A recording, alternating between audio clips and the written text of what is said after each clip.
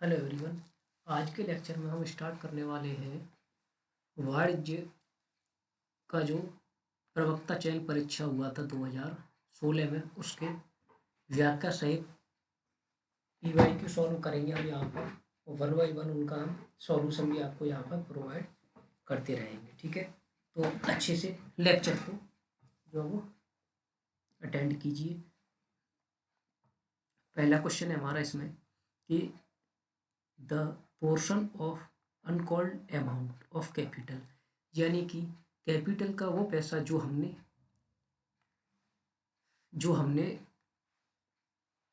Share धारकों से नहीं मांगा है ना, जिन्होंने शेयर परचेज किए थे, that can be called up only on binding up, यानी कि इसको केवल हम जब कंपनी का समापन होगा तभी मांग सकते हैं। तो उसको हम क्या कहते हैं, उस पैसे को, है ना, जो पैसा हमने अभी तक उनसे नहीं मांगा है, समापन के समय मांगा जाएगा, तो वो होता है रिजर्व कैपिटल। ठीक है, वो कौन सा पैसा होता है, वो होता है रिजर्व कैपिटल। ठीक है, रिजर्व कैपिटल का मतलब क्या होता है कि ऐसा भाग जिसे कंपनी के समापन के समय याचित किया जाता है, यानी कंपनी के समापन के समय पर मांगा जाएगा, रिजर्व कैपिटल कहलाता है। दूसरे शब्दों में हम बात करें तो पूंजी जो होती है कंपनी शुरुआत में नहीं मांगती, है ना, कुछ पूंजी शुरुआत में नहीं मांगती। मान लीजिए मैं अगर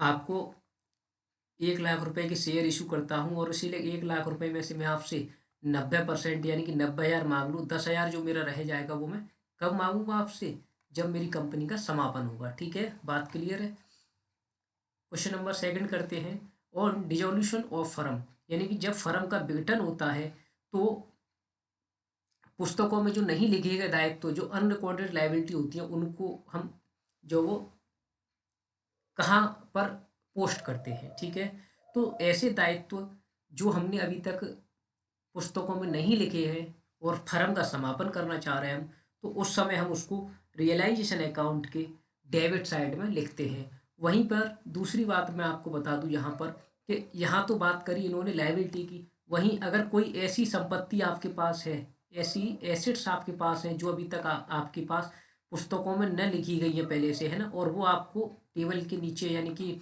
बैलेंस शीट के नीचे दे रखी होती है, तो उसको हम क्रेडिट साइड में दर्शाते हैं। बात क्लियर है। लायबिलिटी होगी तो रियलाइजेशन के डेबिट में लिखेंगे अनरिकॉर्डेड, ठीक है, और एसेट्स होगी तो रियलाइजेशन के क्रेडिट साइड में लिखते हैं। ठीक है, क्वेश्चन नंबर 3 की ओर आते हैं। तो क्या कह रहा है कि in the calculation of net profit, जब हम नेट प्रॉफिट को कैलकुलेट करते हैं तो 1.5 लाख हुआ उस साल का, 20,000 का एक प्रॉफिट हुआ हमें जो कि एसेट्स को सेल करने पे हुआ, एक 10,000 का हिरास लगा हमें जो कि डेप्रिसिएशन होता है ना, कंसिडरेशन के समय। तो हमसे पूछा गया कैश फंड फ्रॉम ऑपरेशन क्या होगा। देखो सिंपल सा आपको मैं फंडा बताऊं, यहाँ पर जो है हम बनाते हैं कैश फ्लो स्टेटमेंट। ठीक है, हम कैश फ्लो स्टेटमेंट बनाते हैं, वहां पर हम प्रॉफिट जो हमें वर्ष का दे रखा होता है, जैसे कि नेट प्रॉफिट या 15 लाख का है, तो हम इसको सबसे पहले लिखते हैं। ठीक है, 15 लाख का प्रॉफिट लिख देंगे हम। उसके बाद हम इसमें ऐसी चीज़ें जोड़ते हैं जो हमारे लिए नुकसान की होती हैं, यानी कि जो हमारे नुकसान होते हैं, जैसे कि 20,000 रुपये दे रखा है यहाँ पर प्रॉफिट, तो ये तो फायदा है ना, लेकिन हमने क्या कहा कि जो लॉस है वो जोड़ेंगे। डेप्रीशिएशन कितना हुआ आपको उस समय, 10,000 का हुआ है ना, तो 10,000 का डेप्रीशिएशन आप यहाँ पर इसमें जोड़ लेंगे। और भी कोई नुकसान होता था वो जोड़ लेते हम यहाँ पे, तो ये बनेगा हमारा 15,00,000 10,000। और इसमें से हम क्या घटा देंगे, जो हमारे प्रॉफिट होंगे, है ना, जो हमारे प्रॉफिट होंगे। हमने प्रॉफिट किया 20,000 का, क्या, एसेट्स के सेल करते समय, तो 20,000 का ये प्रॉफिट जो है वो हम लेस कर देंगे यहाँ पर, तो ये बनेगा हमारा 14,90,000 रुपये। ठीक है, तो 14,90,000 रुपये हमें यहाँ पे आंसर मिल जाएगा ऑप्शन नंबर थर्ड में। उसके बाद आते हैं क्वेश्चन नंबर 4 की ओर। द शेयर प्रीमियम की मनी जो होती है उसको हम किस पर्पज में यूज कर सकते हैं, है ना, अंश अधिशुल्क का प्रयोग हम किस चीज में और कर सकते हैं। डिविडेंड का पेमेंट करने में नहीं, डिविडेंड का पेमेंट करने में तो हम बिल्कुल नहीं यूज कर सकते इसको, ना ही हम गुडविल को रिटर्न ऑफ करते में यूज कर सकते, है ना।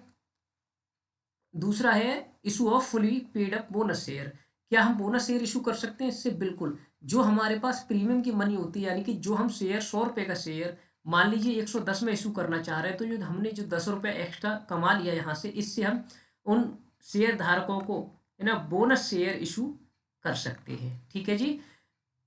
तो कभी भी डिविडेंड नहीं दिया जा सकता उनसे, ना ही शेयर रिटर्न ऑफ कर वो गुडविल रिटर्न ऑफ करी जा सकती है। बात क्लियर है।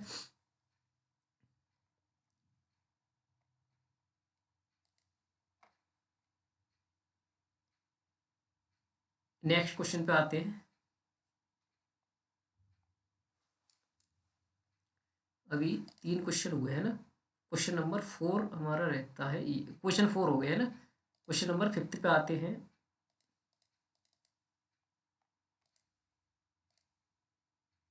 देखो क्वेश्चन नंबर 5 में क्या दे रखा है हमें कि प्राइम कॉस्ट दे रखी है हमें 16,000 की, मटेरियल दे रखा है हमें 60%, और हमसे पूछा ऑफ लेबर है ना, तो लेबर पूछी गई है हमसे, यहाँ पर हमसे लेबर पूछी गई है। देखो यहाँ से मैं आपको समझाने की कोशिश करता हूँ। देखो जैसे हमें प्राइम कॉस्ट दे रखी है यानी मूल लागत दे रखी है हमें 16,000 की, और लेबर हमें नहीं दे रखी है, लेकिन कह क्या रहा है ये मटेरियल जो होगा वो लेबर का 100 जो लेबर का 60% होगा मटेरियल, है ना। तो मैं मटेरियल की बात करूं यानी सामग्री की बात करूं मैं यहाँ पर, तो एक्स मल्टीप्लाई 60/100 होना चाहिए, है ना। लेकिन श्रम 60% होगा, है ना। श्रम क्या है 60% होगा,